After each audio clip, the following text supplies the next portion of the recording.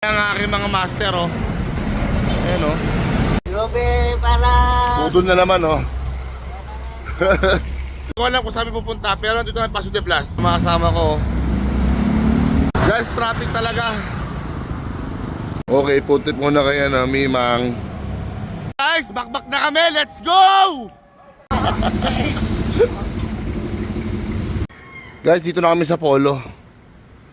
Ito ang first stop namin. Okay. Isda. Ang dami, oh. Dito lang yan sa Polo, guys. Sama ko si Master Elmer, oh. So guys, no, ito yung setup, oh. Sakto lang. Goods lang.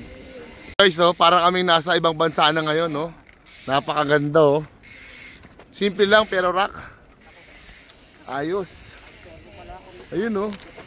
Ayan guys, so kung binamahal ninyo ang kalikasan, malamang sa malamang pwede tayo maligo dito sa ilog na to. Kaso nga lang ngayon, yung ilog ngayon hindi karapat-dapat para pagliguan dahil medyo madumi siya. Ganun pa man, may mga nabubuhay na isda. 'Di ba? Ang mahalaga doon, may nabubuhay kaysa naman wala. Ayun, no? Ayun ang pinupuntahan ko ngayon. Say hi to my vlog, ate, sister. Hi guys. Hi guys. Yun, no? Hi! Yan. Sana magkatuluyan silang lahat, no?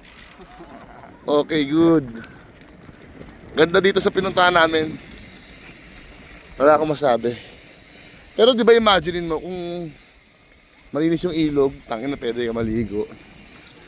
Ayun, no? May mga exercisean. Pwede ka mag-weights.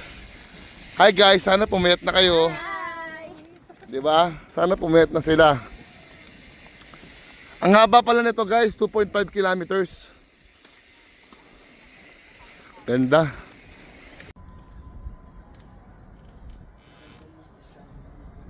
Punta mo ba natin yan? Dahil mo tayo kasi Arvin, nadaanan ako doon. Daanan dyan ko.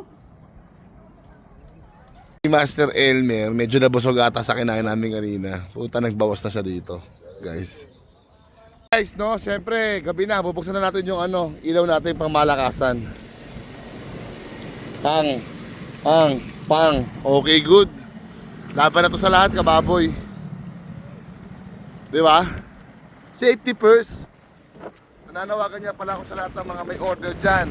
At gusto mag-order, order na kayo sa akin. Pinakamagandang baboy sa buong mundo, premier class at di kalidad na karne. Saan ka pa? Tawag order na, ilalagay ko yung detalye, ha? Tawag ka na, bye-bye.